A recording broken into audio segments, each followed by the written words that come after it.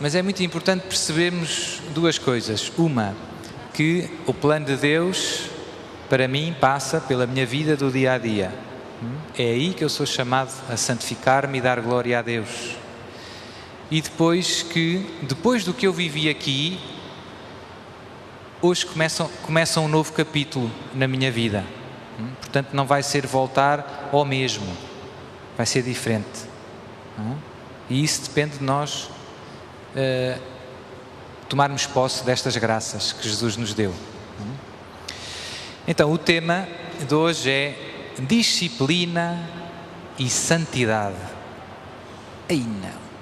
Seu Padre, eu estava tão bem disposto, essa palavra fez-me assim um bocadinho de pele de galinha. O retiro estava a correr tão bem.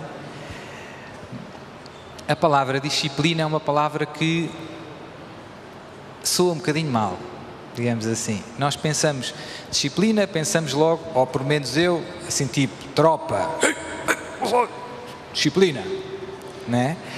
Ou, não sei, escola, ou quando eu era criança, não é? Que era preciso dormir a sesta, não sei se os vossos pais vos obrigavam, era preciso lavar os dentes, ainda é. Mas pronto, os meus pais educaram-me com uma certa disciplina, graças a Deus, não é? Mas a palavra disciplina é uma palavra que implica uma certa contrariar as nossas vontades, não é? Horários, regras. A palavra disciplina tem tudo isso associado, não é? Rotinas.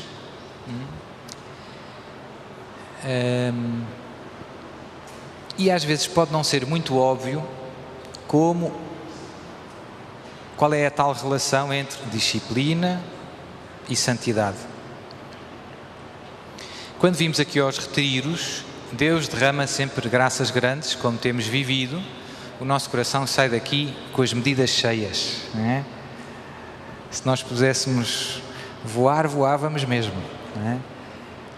E tudo é fácil. Vir aqui rezar o terço de manhã é fácil, ir à missa é fácil, etc, etc, etc. E, portanto, não temos que nos contrariar muito. Apetece-nos ir à missa, apetece-nos ir à adoração, não é? Quando regressamos à nossa vida do dia a dia, estes sentimentos, ao pouco e pouco, vão passando. Há muita gente que se aflige, porque pensa, Senhor Padre, eu já não sinto o que sentia no retiro. Ou às vezes o primeiro retiro é sempre uma experiência muito marcante, hein?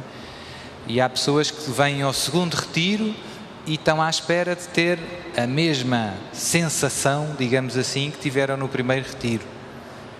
E ficam desanimados às vezes por não experimentarem a mesma coisa. Então aqui o que eu diria é, isso é normal.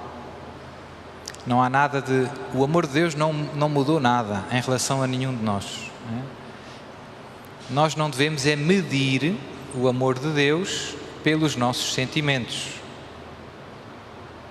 É perigoso medir o amor de Deus pelo que nós experimentamos.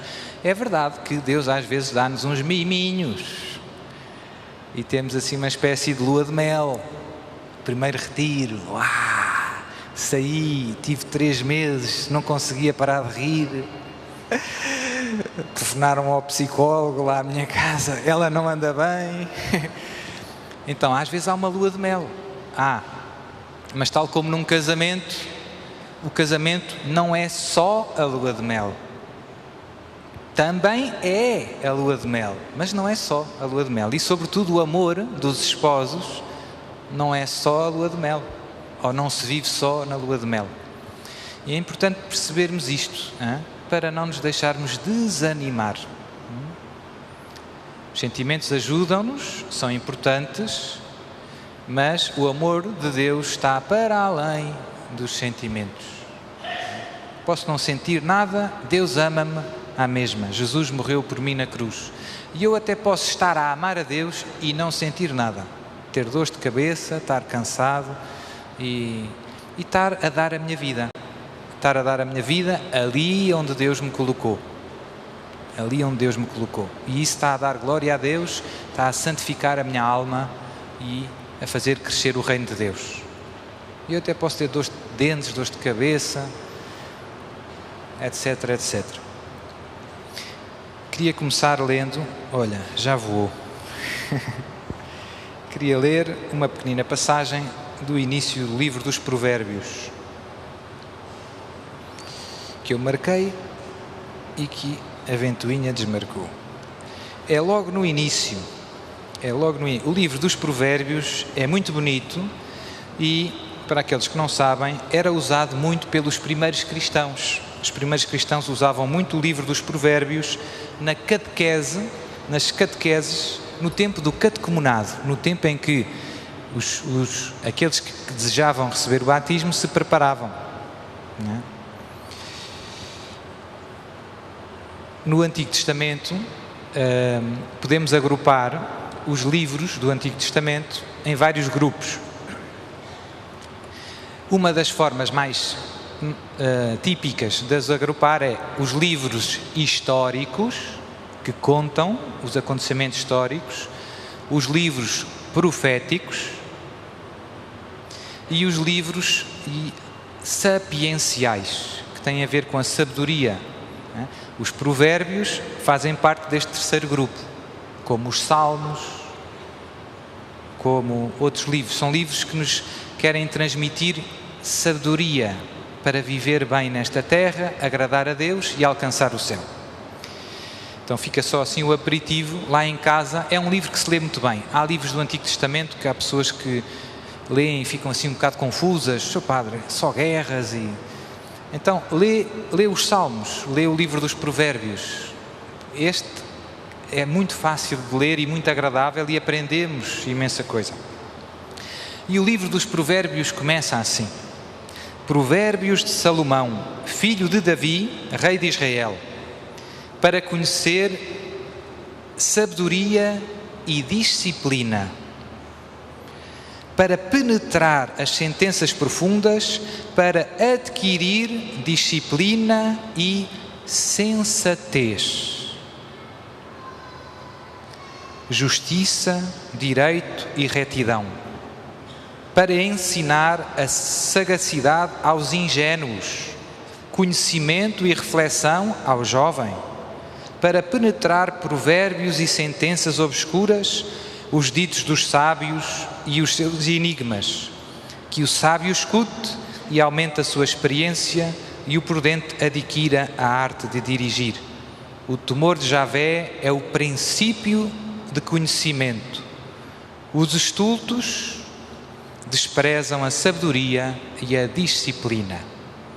Então, nesta pequenina passagem do início do livro dos Provérbios, surge várias vezes a palavra disciplina, num contexto de adquirir a sabedoria, o temor de Deus, de adquirir as virtudes, a justiça, o direito, a retidão, podíamos dizer numa palavra, a santidade.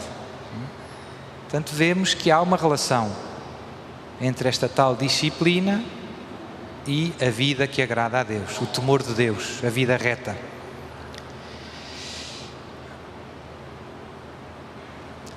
É verdade que, como eu comecei a dizer há bocado, nós associamos a disciplina a regras, a normas, coisas organizadas, e isto assusta-nos um bocadinho, porque parece que perdemos um pouco, às vezes, aquela dimensão espontânea. Imaginem num namoro, se nós começássemos a aplicar assim a disciplina a preto e branco, digamos assim, o namorado telefonar para dizer o olá das 3 da tarde, não é? É uma coisa que o amor não é só disciplina. Ou seja, a disciplina pode estragar um bocadinho a espontaneidade do amor. Portanto, isso é preciso ter presente. Eu acho que há dois extremos que, no fundo, temos de evitar. Um é pensar que o amor é pura espontaneidade. Tenho vontade de rezar, vou à missa. tenho vontade de ficar a dormir, fico a dormir. Não é? Que é simplesmente fazer o que me vem ao coração. O amor também é espontaneidade, sim, mas não é só. E se nós deixarmos que o amor se reduza à espontaneidade, arriscamos muito. Arriscamos, sobretudo, que o amor se apague. Se apague. Por outro lado, há, como eu dizia, a disciplina que nos ajuda a ter ordem na nossa vida, a ter horários, a ter propósitos, a ter objetivos. Isso ajuda-nos a crescer no amor a Deus e aos outros. Já vamos ver como. Mas o risco é, se eu começar a ficar demasiado agarrado à disciplina, ao horário, se nós quisermos, corro o risco de me fechar aos imprevistos de Deus. Estão a perceber? Portanto, a espontaneidade selvagem, podemos dizer assim, é perigosa. Viver ao sabor dos acontecimentos. E uma pessoa estar ali demasiado agarrado aos seus horários, aos seus propósitos, aos seus objetivos, pode dificultar, às vezes, o que Deus nos quer pedir, e há imprevistos. Posso fazer exemplos para percebermos. Imaginem, não é? Vou dizer assim umas coisas mais, digamos assim, mais óbvias, para a gente se rir um bocado, para a gente perceber, não é? Mas imaginem, não sei, uma mãe que o filho dela, ela estava a cair, ela estava a rezar o terço, na hora do terço, em que ela costuma rezar o terço, e de repente um dos filhos cai das escadas abaixo, parte a cabeça e fica todo em sangue. Se ela fosse demasiado rígida, dizia, não, agora estou a terminar o meu terço. Faz sentido? Jesus faria isso? Nossa Senhora faria isso? De maneira nenhuma. Portanto, é preciso como se diz, um certo jogo de cintura para estar atento à voz de Deus nas circunstâncias concretas onde eu estou. É preciso estar atento à voz de Deus nas circunstâncias concretas onde eu estou. O extremo oposto da gente deixar-se guiar pelos sentimentos é um bocado deixar que a nossa vida seja guiada apenas pelas circunstâncias. Então aí acabamos por, Sr. Padre, não quero vir não sei aonde, vamos ali à praia e tal. Mas é domingo de manhã, eu tenho 3 missas para celebrar nas minhas paróquias, é a minha obrigação. Ir à praia com os amigos é bom? É. Mas para mim a vontade de Deus é ir celebrar as 3 missas de manhã. E portanto é preciso este discernimento constante, não é? Para pesar o que é a vontade de Deus para mim, não é? E às vezes depende só do momento. Ir à praia com os amigos é bom, domingo à tarde, não é? Mas de manhã eu tenho as minhas obrigações. A disciplina, a ordem na minha vida ajudam-me a fazer estes discernimentos. Dizia o texto, a adquirir a sensatez, a prudência. Toda a literatura sapiencial nos ajuda a levar a esta sabedoria do coração, temor de Deus, ou seja, a saber aqui e agora o que é que faz a vontade de Deus. A pessoa que se deixa levar ao rumo dos acontecimentos com facilidade começa aquilo que nós dizemos, a manga larga. Às tantas, qualquer desculpa serve, não é? Para nós não cumprirmos as nossas obrigações. Portanto, resumido, esta primeira ideia é evitar a rigidez, estar demasiado agarrado, mas também evitar, eu diria, a balbúrdia. Logo, não faço planos nenhuns, sai o que sair. Se eu deixar a minha relação com Deus assim um bocado ao sabor do vento, não vai correr tão bem como se eu organizar. A nossa vida espiritual, eu uso muito a analogia com a vida do corpo. A nossa saúde física depende de uma certa disciplina. Verdade ou não?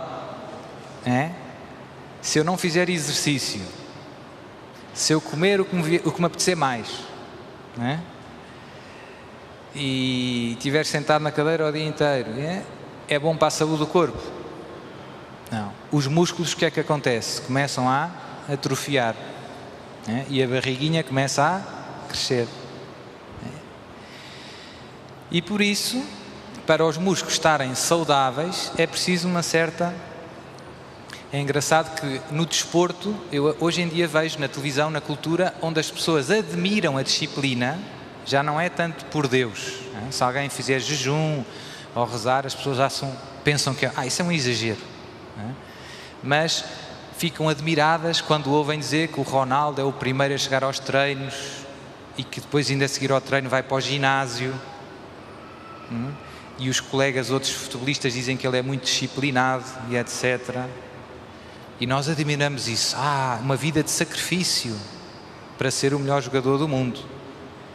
Se nós admitimos isso por uma coisa tão pouco importante, quer dar chutes a uma bola, quanto mais para amar a Deus e aos meus irmãos.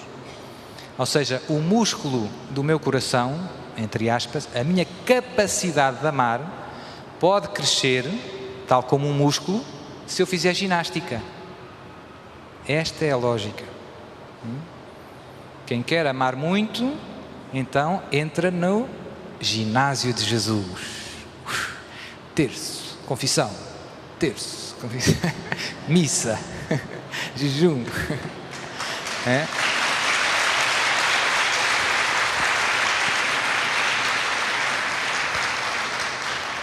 E o ginásio de Jesus, as tais meios que Deus põe ao nosso dispor para nós crescermos nas virtudes, sobretudo na virtude do amor, da caridade, que é a mais importante, são úteis, são importantes. Não é igual eu andar de bicicleta 1 hora por dia ou andar uma vez por mês. Não é igual, não é? Como não é igual fazer dieta um dia por semana ou todos os dias, não é? Não é fácil, tocou aí num tema difícil. Isso das dietas, de facto a disciplina implica uma certa renúncia, um certo contrariar-se, mortificação, ascese. Mas se nós nos sacrificamos por coisas tão pouco importantes, se repararmos do mundo, quanto mais isso devia se aplicar a Deus. Eu vejo pessoas que, para comprar um carro ou para construir uma casa bonita, vão 30 anos para a Alemanha trabalham ao sábado e ao domingo, não é? Tudo isto para fazer uma casa. Ter uma casa é uma coisa boa? É. E amar a Deus não é bem mais importante? Eles que dedicaram 30 anos a trabalhar todos os dias, duro, para juntar algum dinheiro para fazer a casa, sacrificaram-se ou não? Foi fácil? Custou. Por uma casa. Quanto mais devíamos fazer isto por Deus. E é importante também perceber que quando nós nos sacrificamos por alguma coisa, isso também manifesta o quanto amamos. O quanto amamos. Não é? Imaginem, sei lá, um casal de namorados. De repente ela vai visitar os pais, não sei aonde.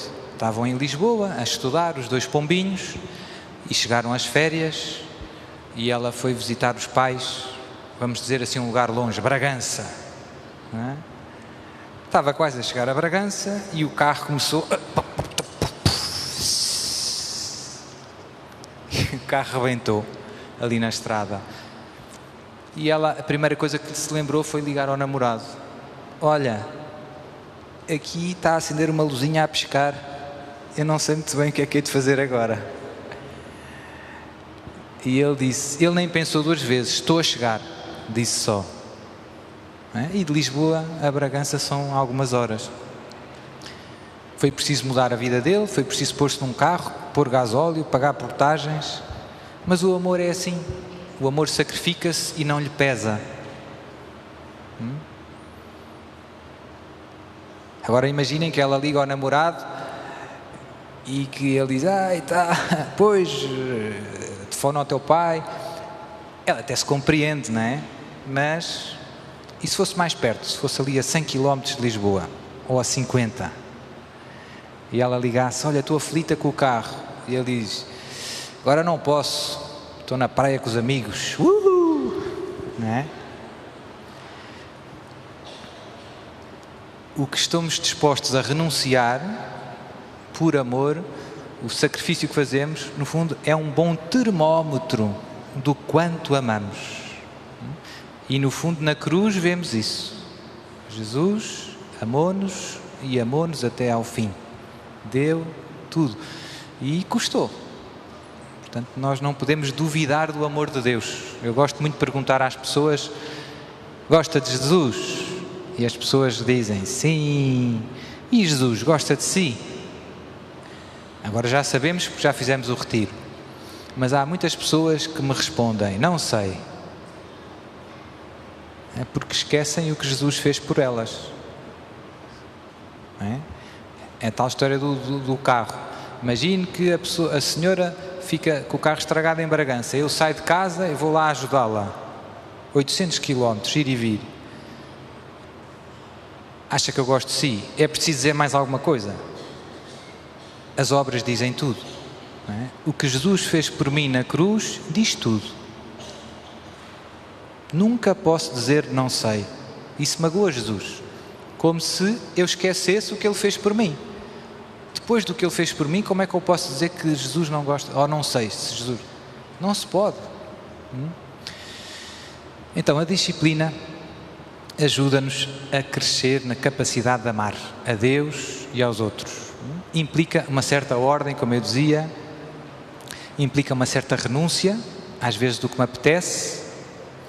É preciso discernir sempre entre o que me apetece e o que mais me convém. Hoje em dia, o mundo diz que liberdade é fazer o que cada um quiser.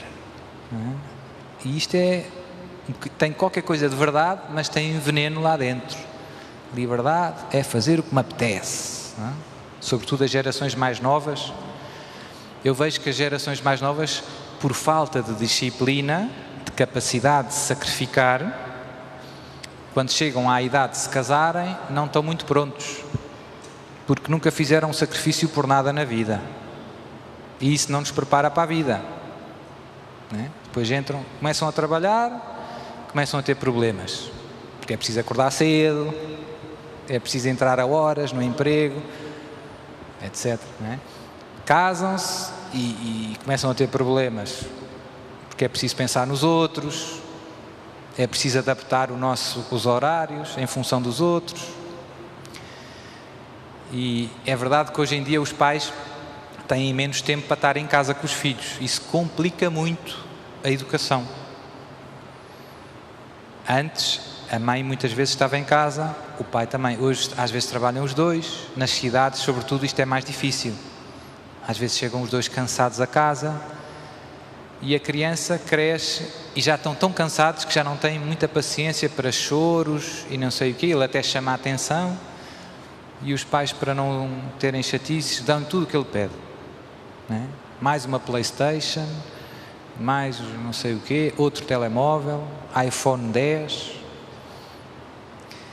E depois, quando ele tem 18 anos, no fundo nunca aprendeu a sacrificar-se por nada. Ou seja, não tem virtudes, não tem coragem, não tem prudência, não tem temperança.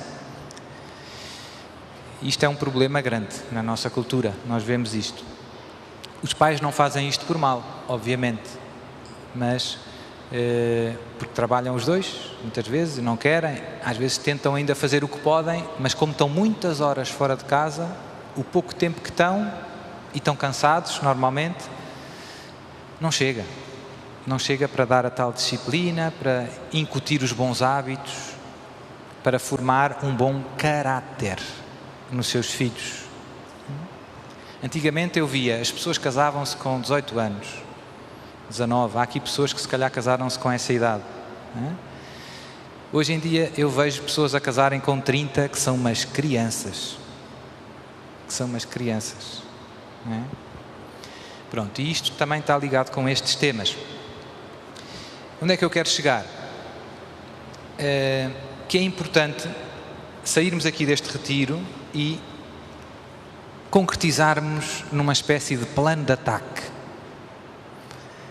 Hoje em dia as pessoas que têm problemas de peso ou que estão doentes ou alguma coisa vão ao médico e o médico depois dá uma receita, olha, vai ter que fazer ginástica para a coluna, vai ter que tomar este remédio e vai ter que ter cuidado, não pode pôr sal na alimentação. E ele dá-nos um plano que inclui vários aspectos, da nossa vida. E se nós quisermos cuidar da nossa saúde do corpo, fazemos ou não fazemos? Então eu queria que hoje, agora, pensássemos um pouco no nosso plano para a santidade. Ou seja, o nosso plano para amar mais a Deus, para alimentar a nossa amizade com Jesus, para servir melhor aqueles que Ele colocou ao nosso lado. Há coisas óbvias que todos vamos ter que incluir nesse plano. Eu vou falar de algumas, mas há outras que depois são específicas para cada um. Por exemplo, eu sou padre, há coisas que no meu plano de amar a Deus e aos outros estão coisas que não estão no vosso, não é? Por exemplo, eu sei que Jesus gosta que eu dedique muito tempo a confessar. Não é? Vocês não são padres, não se põe esse problema no vosso plano, mas eu no meu plano tenho confessado todos os dias, não é? Por exemplo, não é? Mas depois varia. Uma mãe de família, no plano dela, tem que lá ter: quanto tempo é que eu dedico aos meus filhos? Digo-lhes que os amo? Isso não se aplica a mim, não é? Não sou mãe. Portanto, é este género de coisas que eu gostava que cada um pensasse um bocadinho. Vou dar umas sugestões e depois cada um faz o seu plano. E depois tentar, com a graça de Deus, pô-lo em prática. Há aqui dois perigos, que eu vejo, sobretudo depois de um retiro. Às vezes, há dois riscos. Um é, no fundo, fazer uns propósitos tão fáceis que não muda nada. Não é? Como se alguém que vai a um ginásio e quer fortalecer o músculo do braço, pega num peso tão levezinho, aquilo não faz nada, não é? Está a perder tempo. Esse normalmente não é um problema a seguir ao retiro. A seguir ao retiro o problema é que nós queremos pegar no peso maior. Chegamos ao ginásio aqui, ou seja, há pessoas que saem daqui: vou rezar 10 terços, ir 3 vezes à missa por dia. Não. E então, se eu pegar um peso muito grande demais para o meu braço, isso vai ajudar o meu músculo?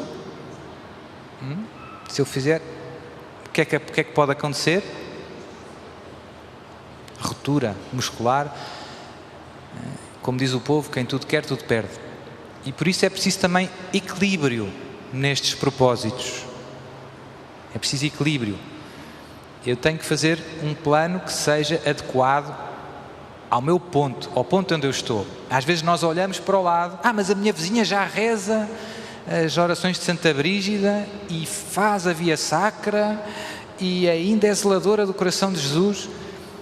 A santidade não é um desporto de alta competição, não é uma corrida.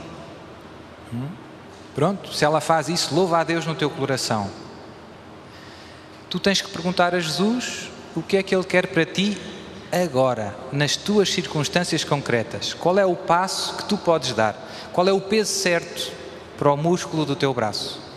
Certo? E isto parece fácil descobrir, mas não é muito fácil. Vou partilhar um pouco como é que eu faço. Vou por tentativas. Às vezes eu faço alguns propósitos que parecem muito bonitos, mas eu começo a ver que com o tempo, isto está um bocado pesado. Não sei se vai dar. Temos que ser humildes e ajustar. Não por preguiça, temos que sempre levar tudo isto à oração. Às vezes não estou com vontade, então quero largar o peso. Não é? Então aí não devo largar. Disciplina. Mas às vezes o peso de facto está um bocado exagerado. Parecia bom no início, mas então tem que ajustar com humildade. Às vezes é ao contrário. Às vezes faço um propósito, estou a lutar numa coisa que eu vejo que não faz grande efeito, que não há grande progresso.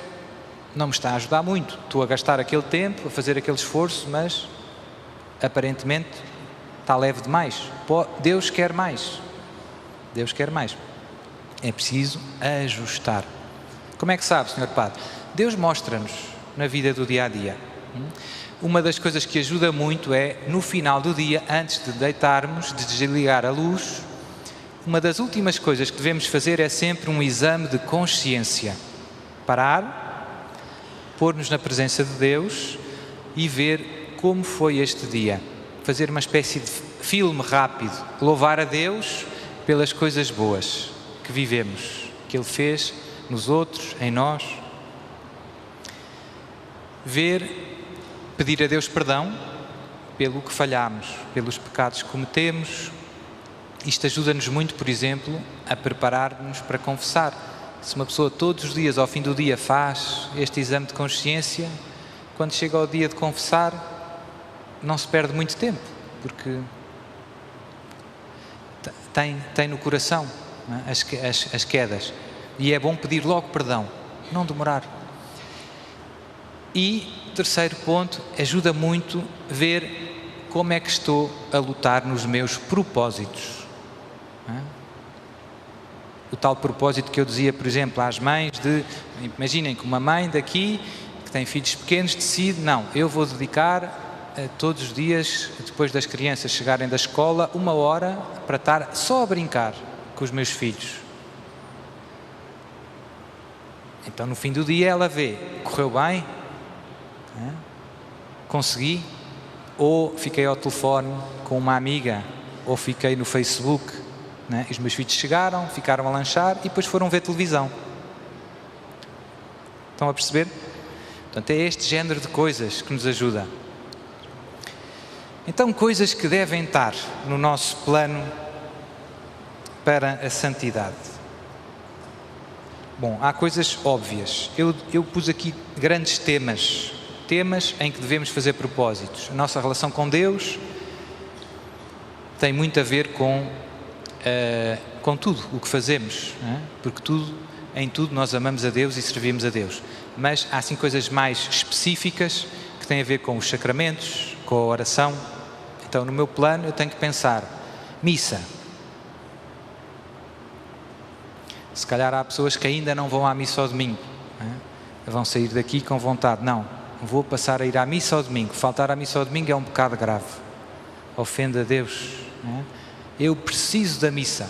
Às vezes as pessoas pensam, mas porquê é que a igreja obriga à missa uma vez por semana?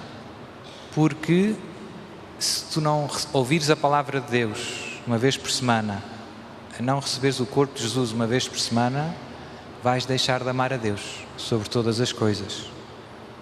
Como se eu dissesse, como se um médico me dissesse, olha, tem que beber um copo de água por dia. É o mínimo. Se beber menos disto, o corpo começa a ficar doente. Não é o ideal. Não é o ideal. É o mínimo. É o mínimo. Não é? Mas Sr. Padre, eu já vou à missa todos os dias. Então, se calhar, e tenho tempo.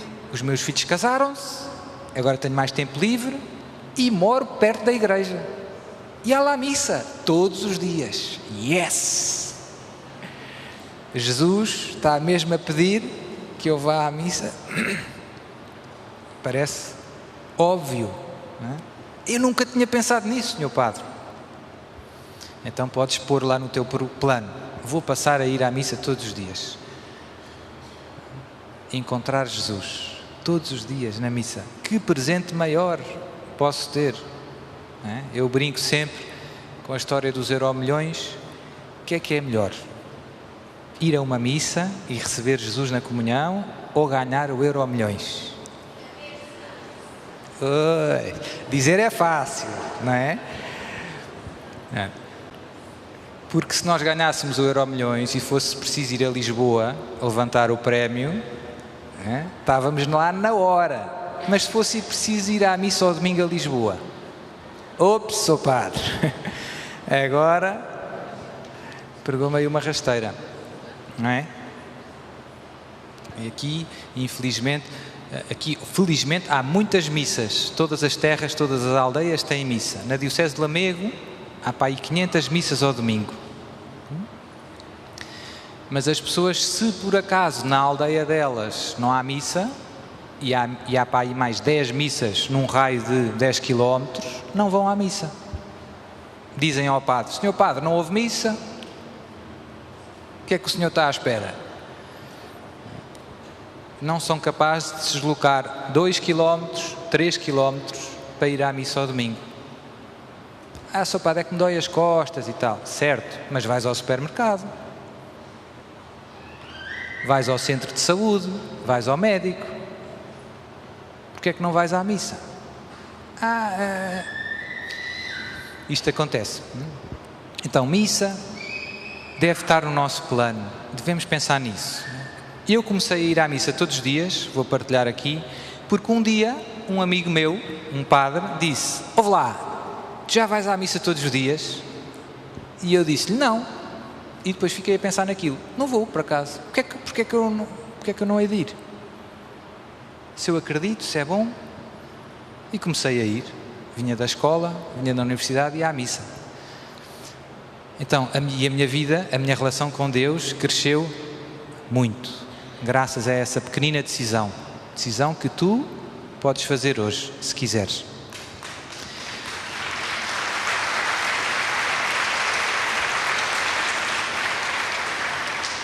Outra coisa muito importante, depois da missa, confissão frequente. Não é? Eu gosto muito de perguntar às pessoas que vou recebendo: olha, há quanto tempo não se confessa? Quem está mais comigo parece um disco riscado. Lá estão as perguntas do Padre Lara. Há quanto tempo não se confessa? E muita gente me diz: Sr. Padre, confessei-me há pouco tempo, confessei-me no Natal. E eu a pergunta a seguir que faço é: e há quanto tempo não toma banho? Ops!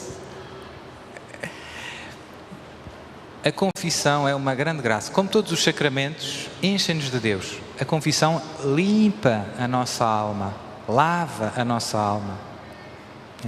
Nós temos tanto cuidado com o corpo, lavamos o cabelo, quem ainda tem, não é?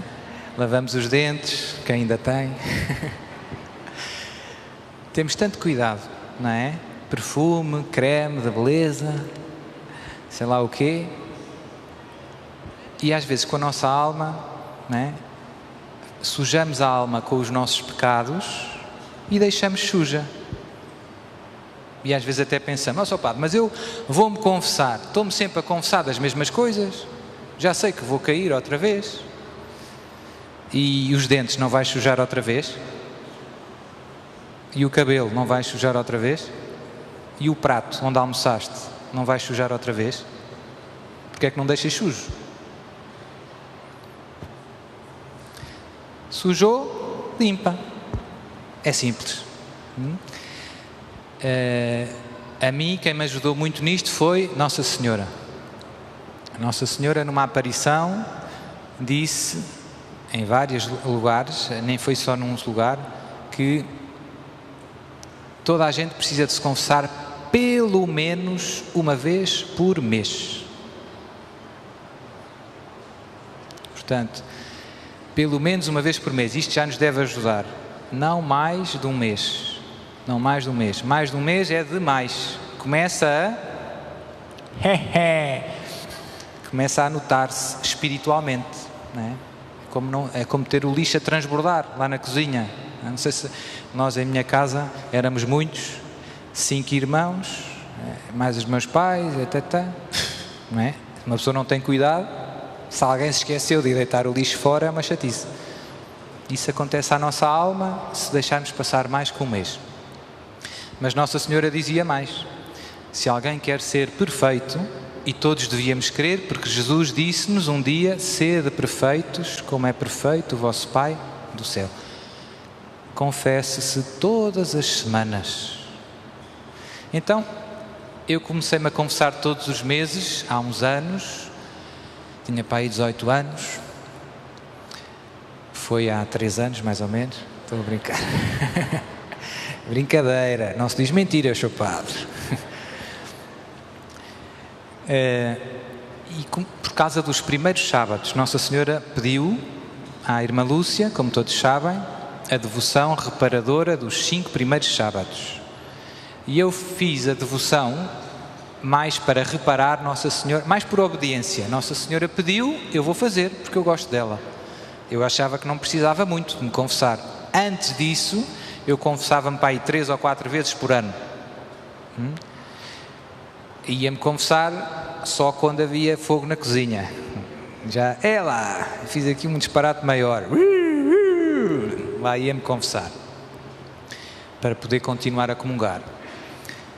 Então, fui fazer os primeiros sábados, e depois chegou ao segundo primeiro sábado, e ia para a confissão, e eu pensei, e agora? O que é que eu vou dizer ao padre? E isso foi ótimo para a minha relação com Deus. Porquê? Porque eu tive que fazer um exame de consciência mais profundo, e olhar com mais cuidado para a minha vida. E comecei a notar muitas coisas que eu nunca tinha pensado nelas antes. Coisas mais pequenas, mas que também ferem o coração de Jesus. Então, esses 5 primeiros sábados ajudaram-me imenso. Depois, a boa notícia foi, quando acabei, Nossa Senhora é muito inteligente. Quando eu acabei os primeiros sábados, já não quis largar mais a confissão. Que bom que é andar limpinho e bem cheiroso. Quando a gente se habitua, não é? Eu nunca tomava banho. Agora comecei a tomar banho, a fazer, lavar o cabelo, e quando se não se toma, já custa. Não é? Mas depois houve o tal momento em que passei do mês a mês. Eu lembro-me de tomar essa decisão e pensar, isto não vai ser muito fácil. Jesus mandou um padre que eu conheci num retiro e tornámos-nos muito amigos, e ele morava perto de minha casa, na parede. Quem é ali da linha do Estoril? Eu morava no Estoril, ele morava na parede. E então eram para aí 10 minutos de carro, era perto. Então eu ia todas as semanas ter com o meu amigo padre e confessava-me. E aquilo ajudou imenso na minha relação com Deus. A minha vida mudou bastante, graças à confissão frequente. Então, segunda coisa a pôr. Hoje em dia, muitas vezes confesso-me mais do que uma vez por semana. Os sacramentos não têm contraindicações. Só faz bem, não é? Não faz mal a nada, só faz bem. Terceira ideia, terço, ou se nós quisermos, rosário. Eu gosto muito do terço, as pessoas já sabem também, porque Jesus e Nossa Senhora gostam muito do terço. Nossa Senhora aparece em tantos lugares e há uma coisa que parece um disco riscado. Quero que rezem o terço todos os... Então, esta não dá muito para fugir, não é? Porquê é que Nossa Senhora insiste tanto no terço? Sabemos e ao mesmo tempo não sabemos. Deus lá sabe. Eu vejo que Deus deu ao terço um poder muito forte. Tenho, como todos vocês, tenho problemas. E tenho problemas na minha família. Coisas que nos pesam, não é? Problemas às vezes com familiares que estão caminhos de pecado, longe de Deus. Coisas que nos fazem, né? Que eu penso, né? Se ele morresse hoje, será que ele se salva? Não sabemos, né? E nós instintivamente tentamos ajudar os que estão ao nosso lado. Não faças isso, não faças. Discutimos às vezes até, às vezes depois vamos com mais cuidado, damos uns livros e uns CDs, mas nada parece resultar. Não sei se já experimentaram isso. Houve uma altura em que eu decidi, vou começar a rezar um terço por esta situação, uma situação difícil da minha família. Bem difícil. né? Já lá vão mais ou menos 20 anos que eu rezo esse terço todos os dias. Rezo 4, um deles é sempre por esta intenção. E então, Sr. Padre, valeu a pena ou não? Deus superou as minhas expectativas mais otimistas.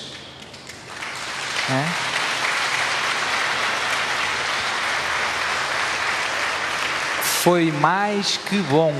Foi mais que bom. Foi mais que bom. Como é poderoso o terço. Também vejo muito nos exorcismos, com as pessoas que são atormentadas, o demónio detesta o terço. Há outras orações que ele até suporta mais ou menos. Agora o terço, estou sempre a ouvir histórias de Sr. Padre, o terço está sempre a arrebentar, o terço desaparece, as contas perdem-se. O terço é bomba. E nos casos mais pesados, as pessoas que estão muito mal não conseguem rezar o terço. Não conseguem. Começam a rezar, pum, lá caem elas para o chão, é um festival, é preciso segurar. Isso também nos ajuda a perceber, o terço é forte, o terço é muito forte. Nossa Senhora hoje em dia pede em muitos lugares, não só para rezarmos o terço, mas para rezarmos o rosário. 3 terços. O Papa João Paulo II depois acrescentou mais uns mistérios. O rosário continua a ser 3 terços porque tem o número das 150 Ave-Marias, é um número que simboliza, está ligado aos 150 salmos da Bíblia. Porque o rosário nasceu na época medieval, em que às vezes não era possível aos monges, sobretudo nas cruzadas, rezar os salmos. Iam a cavalo, o que é que eles faziam? Rezavam Ave-Marias. Não era só nas cruzadas, mas lembram-se, São Domingos, agora eu gosto muito do terço e do rosário. São Domingos pregou, nada. Nossa Senhora apareceu e disse, prega, aqui está o rosário, reza, prega o rosário.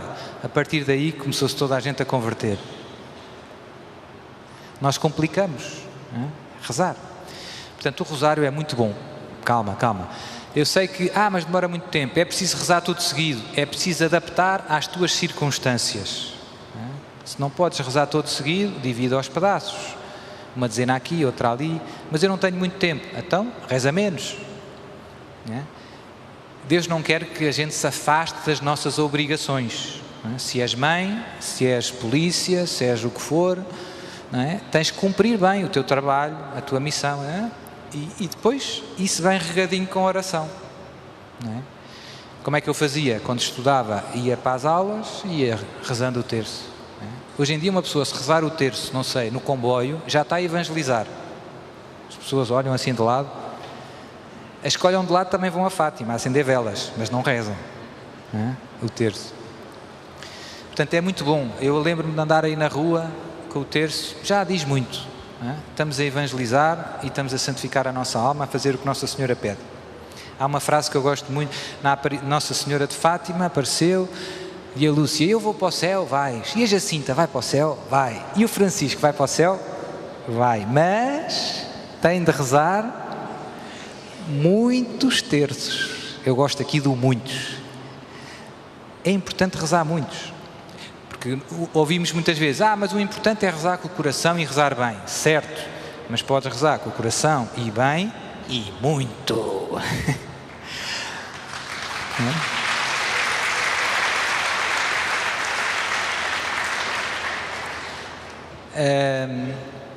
Bom, tenho pouco tempo, então agora vou resumir assim as últimas dicas. Em relação à vida da oração, já disse, missa, confissão, terço, Bíblia, temos que meditar na Palavra de Deus todos os dias, Catecismo da Igreja Católica, participar em retiros, tudo isso podemos programar. Todos os anos eu vou a um retiro, pelo menos a 1 ou a 2. Isso tudo deve estar no nosso plano, porque precisamos de tudo isso. Mas eu queria que os nossos propósitos não fossem só coisas espirituais. Temos que pensar no meu trabalho. Como é que eu vou viver melhor o meu trabalho para amar melhor a Deus? Se calhar tem que ser menos trapalhão, faço as coisas a despachar. o meu patrão é mal agradecido. Faz para Deus, não é? Se calhar tens que atender melhor as pessoas. Se estás em contacto com o público, tens que ajudar mais os teus colegas. Isso tudo faz parte da nossa santificação, da nossa santidade. Se calhar tenho que conviver mais com os meus colegas. Olha, bora aí tomar um café. É importante, não é indiferente. Mas eu gosto imenso. Ainda bem. Com a família, na minha vida familiar, é bom fazer propósitos concretos. Quanto tempo é que eu estou com a minha mulher, com o meu marido, com os meus filhos? Quantos dias é que eu vou passear com eles? Temos que concretizar. Senão, se deixarmos ao sabor do vento, não acontece. Quantas vezes é que eu vou jantar só com a minha esposa ou com o meu marido? Quantas vezes é que vamos namorar um bocadinho? Seu padre, já estamos casados há 50 anos. Pois, mas é preciso, mesmo depois de 50 anos. Com os amigos, também é preciso pensar dos nossos amigos. As nossas amizades são importantes para a nossa felicidade, para a nossa santidade. Temos que cultivar. Quantas vezes é que eu telefono aos meus familiares, aos meus amigos? Eu visito, está doente, o teu amigo está doente, vai lá. Quantas vezes é que eu almoço com os meus amigos? E depois também coisas de bom senso, de equilíbrio humano. Descanso. É preciso também pensar no descanso. E no lazer, e no brincar. Eu tenho mais que fazer. Deus criou-nos assim. Deus criou-nos, precisamos de descansar, precisamos de jogar à bola, quem gosta de jogar à bola, saltar ao eixo. Essas coisas também fazem parte da vida. E às vezes, por nós nunca pensarmos nisso, o tempo vai passando e nunca acontece. E faz falta. Ver um filme, ouvir um concerto bom, etc. Coisas boas. Tudo isso deve fazer parte do nosso plano para a santidade.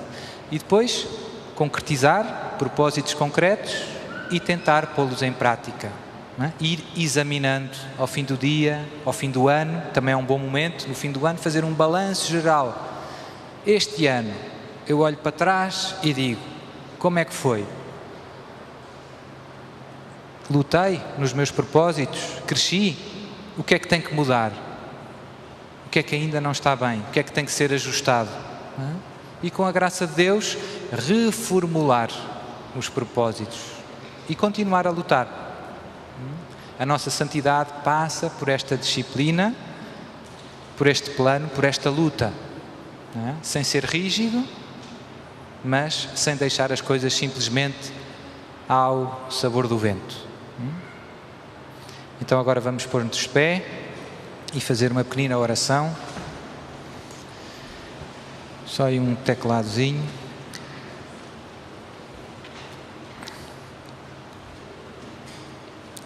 Querido Pai do céu, Tu conheces a vida, a minha vida. É isso, podemos repetir. Conheces as circunstâncias em que me encontro. Conheces o meu desejo em querer agradar-te. O meu desejo de Te amar mais. O meu desejo de Te servir. Ajuda-me. Inspira agora o meu coração para perceber que propósitos devo fazer para continuar a progredir na estrada do amor. Senhor,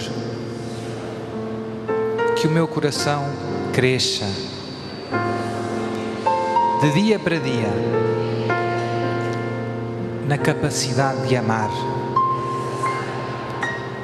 a Ti, de amar os meus irmãos, os meus familiares, os meus vizinhos, colegas de trabalho, amigos e até inimigos. Quero amar a todos. Dá-me a graça de lutar com perseverança, com disciplina, para pôr em prática estes santos propósitos que me inspiraste. Que o teu amor misericordioso transforme toda a minha vida. Que a tua graça passe através de mim e toque todos aqueles que estão à minha volta. E que depois de uma vida longa e feliz ao teu serviço e ao serviço dos meus irmãos, eu alcance a vida eterna. Amém. Podemos cantar qualquer coisa. Amar-te mais, se calhar. Amar-te mais que a mim mesmo. Amar-te mais que tudo que há aqui. Amar-te mais que aos mais queridos, que aos mais queridos. Amar-te e dar a vida só por ti. Com minhas forças, com minha alma, com minhas forças,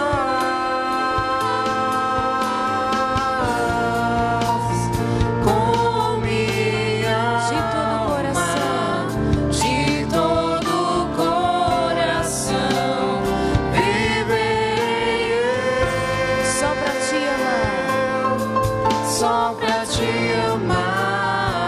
Amar-te, amar-te, amar-te, amar.